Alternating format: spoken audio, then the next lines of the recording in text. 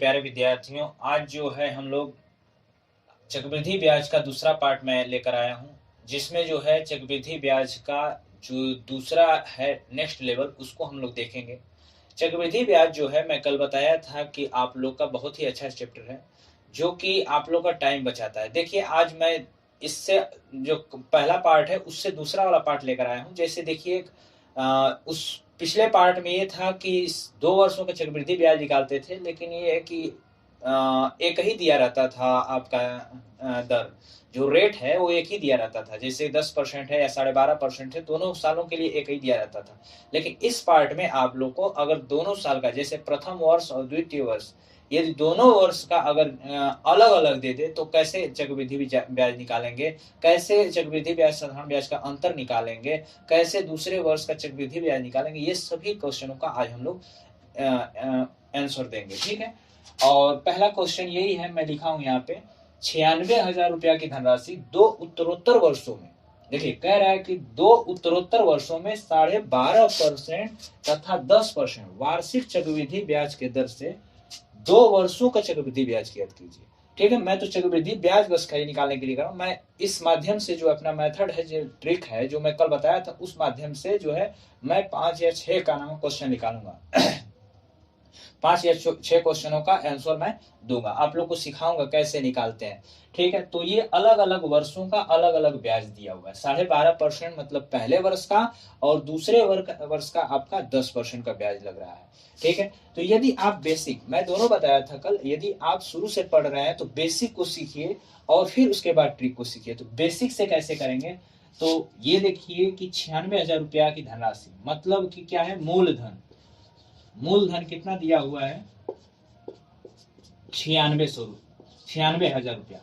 ठीक है, उसके बाद दर कितना दिया हुआ है, पहले वर्ष, तो R1 लिखेंगे इसको। पहले वर्ष का दर जो है, ब्याज दर है कितना है आपका, 12.5%, तो उसको R1 लिखेंगे 12.5%। ठीक है, दूसरे वर्ष का ब्याज दर है आपका 10%, R2 बराबर कितना है, 10%। ठीक है, ये दिया हुआ है। यदि आप बेसिक से करेंगे तो फॉर्मूला आपको याद करना पड़ेगा, A बराबर P1 प्लस R1 बटे में 100, और दूसरे कोष्टक में 1 प्लस R2 बटे में 100।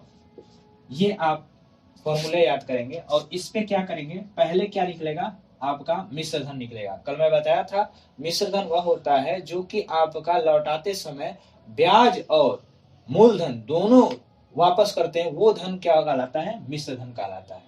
ठीक है, मूलधन तो लौटाएंगे ही लौटाएंगे, लेकिन उसके साथ साथ क्या लौटाएंगे, ब्याज लौटाएंगे। तो मिश्र धन वह होता है जो ब्याज और मूलधन का योग होता है। तो A बराबर क्या है, P1 प्लस R1, तो P के जगह पे क्या लिखेंगे, 96,000, 1 प्लस R1 कितना है, 12.5%, तो इसको ऐसे भी लिख सकते हैं, 12 दूना के 24 आए 25, 25 बटे में 2%। ठीक है, ऐसे भी लिख सकते हैं। तो R1 की जगह पे 25 बटे में 2 लिख देंगे, इंटू 100 से भाग दे देंगे, 100 ये है आपका 1 प्लस R2 कितना है आपका, 10%। दूसरे वर्ष का ब्याज दर है आपका 10%, तो मैंने 10 लिख दिया। ठीक है, अब कटा देते हैं, 25 वाटे कितना, 25 चौको 100 होता है, 0 से 0 कटा देंगे, 96,000 ऐसे लिख दिया मैं, गुणे 4 दूना के 8, 8 एकम 8 और 1 9, 9 बटे में 8। ठीक है, इंटू 10 एकम 10 1 11, 11 बटे में 10। ठीक है, फिर अगर कट रहा है तो कटा दीजिए, 0 से 0 कट गया, 8 से कटाएंगे 96 को, 12 बटे 96 होता है, 1200 हो गया। गुणा करिए, 11 नावा 99, 99 में 12 का गुणा करेंगे, 2 0 तो ये हो गया, 12 नावा 108, 8 हो जाएगा, 10 कैरी हो गया, फिर 12 नावा 108, 108 और 10 कितना हो जाएगा, 18। ठीक है, 18 हो गया आपका, मतलब क्या हुआ आपका, 1,18,800 रुपया आपको रिटर्न करना पड़ेगा, वापस करना पड़ेगा। ठीक है, उसमें क्या है आपका, 96,000 आपने उधार लिया था, अब कितना लौटाना पड़ रहा है, 1,18,800 रुपया लौटाना पड़ा। तो ब्याज कितना हुआ, ब्याज कहलाता वही है ना, कि जितना आप उधार ले रहे हैं, उधार से अतिरिक्त धन अगर लौटाना पड़े, उसी अतिरिक्त धन को ब्याज कहते हैं। तो ये देखिए, 96,000 रुपया के बाद कितना अतिरिक्त धन है, तो A बराबर ये हो गया, A बराबर, तो P बराबर कितना है, 96,000 रुपया। 96,000 रुपया माइनस कर दीजिए, 008 8 और आपका 18 में 8 हो गया, ये 8 में से 6 जा आपका 2 हो जाएगा, 11 में से 9 जा 2, मतलब कि सीआई कितना हो गया आपका 22,800 रुपया हो गया। ठीक है, 22,800 रुपया आपका चक्रवृद्धि ब्याज हुआ। अगर आप बेसिक से कर रहे हैं तो थोड़ा सा कैलकुलेशन आपको करना पड़ेगा। ठीक है, मैथ में अगर कमांड करना है, मैथ यदि आपको सीखना है तो दो चीजों पे आपको कमांड करना पड़ेगा। दो चीजों का आपका नाम सीख लेंगे, आपका मैथ आ जाएगा। पहला ये है कि कैलकुलेशन और दूसरा है आपका मेथड। पहला कैलकुलेशन, आप यदि एग्जाम में जो होता है वो सबसे ज्यादा गलती जो लोग करते हैं वो कैलकुलेशन में ही करते हैं। मेथड तो आ जाता है लेकिन कैलकुलेशन में गलती बहुत ज्यादा लोग करते हैं। तो कैलकुलेशन पे आपको ज्यादा मेहनत करना पड़ेगा, उस पे कमांड आपको ज्यादा करना पड़ेगा। ठीक है, अगर कैलकुलेशन पे आप कमांड कर ले रहे हैं और मेथड पे कमांड कर ले रहे हैं तो आपका क्वेश्चन आराम से कर लेंगे। ठीक है, इसीलिए क्वेश्चन को करने के लिए सबसे इजी से इजी का नाम है कैलकुलेशन का यूज करना चाहिए। ठीक है, कठिन नहीं बनाना चाहिए। देखिए यहाँ पे क्या है 22,800 और बेसिक से करेंगे तो आपको करना ही पड़ेगा, कैलकुलेशन करना ही पड़ेगा। ठीक है, और चक्रवृद्धि ब्याज में तो और गुणा करना पड़ेगा। अभी तो 2 वर्ष का है, 3 वर्ष 4 वर्ष का आएगा तो अधिकतर करना पड़ेगा। तो इसलिए ट्रिक और मेथड का ही यूज करते हैं। तो पहले अगर पहली बार पढ़ रहा है कोई बच्चा चक्रवृद्धि ब्याज, कोई पहली बार पढ़ रहा है तो ये आपको बेसिक को सीखना ही पड़ेगा। ठीक है, चक्रवृद्धि ब्याज कितना आ गया 22,800 रुपया। ये दो अलग अलग वर्षों का है, पहला वर्ष और दूसरे वर्ष का अगर ब्याज अलग अलग दे तो ये वाला आपका फॉर्मूला यूज करते हैं R1 और R2 करके। ठीक है, इसी को हम लोग ट्रिक पे करते हैं। ठीक है, इसी को हम लोग ट्रिक पे करते हैं। ट्रिक पे करते हैं तो क्या लिखेंगे हम लोग 96,000 है, 96,000 है तो 12.5% है। इसको हम लोग क्या करेंगे भिन्न में बदल देंगे। 25 बटे में कितना हो जाएगा 200।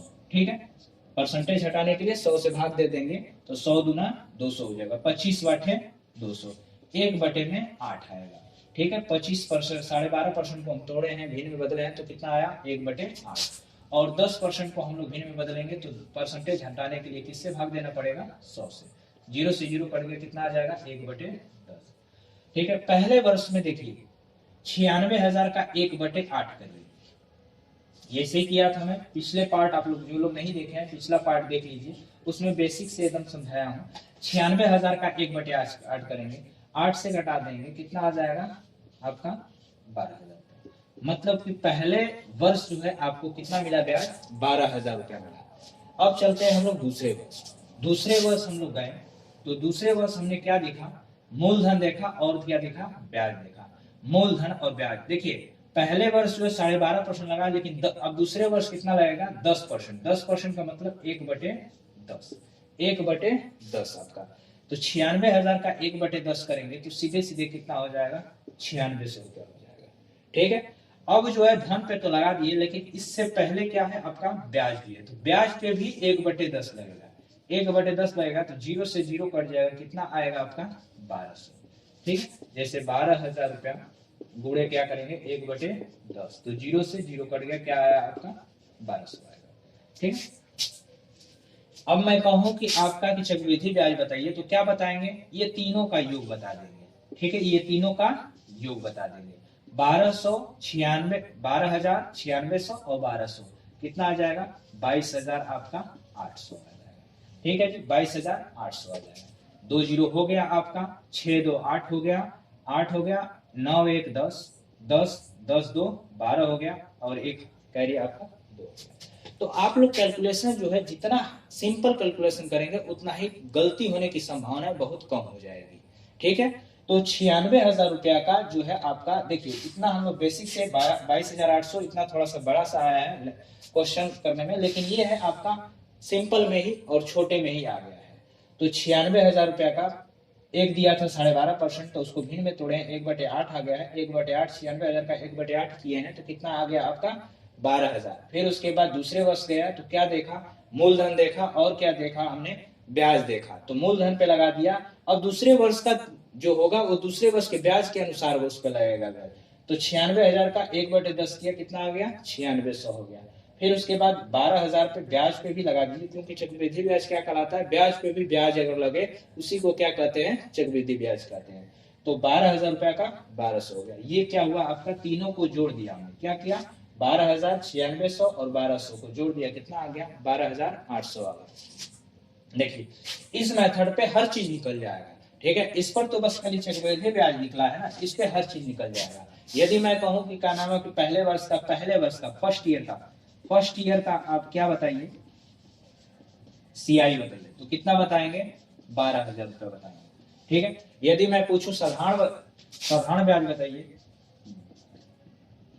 तो क्या बताएंगे, 12,000 रुपया बताएंगे, ठीक है। यदि मैं कहूं कि सेकेंड ईयर का बताइए, सिर्फ सेकेंड ईयर का सीआई बताइए, तो क्या बताएंगे आप, 9600 और 1200 जोड़ देंगे, 2 जीरो हो जाएगा, 6 2 8 9 1 10, ठीक है, 10,800। क्या है 10,800, सेकेंड ईयर का है, ठीक है। सिर्फ दूसरे वर्ष का मैं बताया था पिछले पार्ट में, क्या बताया था कि आप लोग को दूसरे वर्ष और 2 वर्ष में अंतर होता है। 2 वर्ष मतलब कि पहला वर्ष और दूसरा वर्ष दोनों का प्रथम वर्ष और द्वितीय वर्ष, ठीक है, दोनों वर्षों का 22,800। लेकिन सिर्फ दूसरे वर्ष का है तो दूसरे वर्ष का मतलब द्वितीय वर्ष, तो सेकेंड ईयर बस है, सेकेंड ईयर का चक्रवृद्धि ब्याज कितना होगा आपका, 10,800।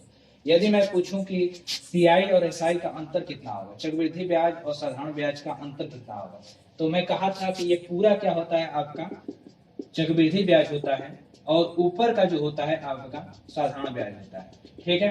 पूरे में से ये दोनों हटा देंगे क्योंकि ये दोनों मूलधन पे लग रहा है, तो ये साधारण ब्याज हुआ, ठीक है। और पूरा क्या है आपका चक्रवृद्धि ब्याज, पूरे में से ये दोनों निकाल देंगे तो सीधे सीधे क्या बचेगा आपका, 1200 रुपया बचेगा, ठीक है। तो चक्रवृद्धि ब्याज और साधारण ब्याज का अंतर कितना आ गया आपका, 1200 आ गया। एक क्वेश्चन आपको निकालना है, इसमें एक क्वेश्चन का आंसर देना है, लेकिन आप इस मेथड पे करेंगे तो कोई भी यदि क्वेश्चन पूछे, कहीं से भी क्वेश्चन पूछे, आप इजीली कर सकते हैं।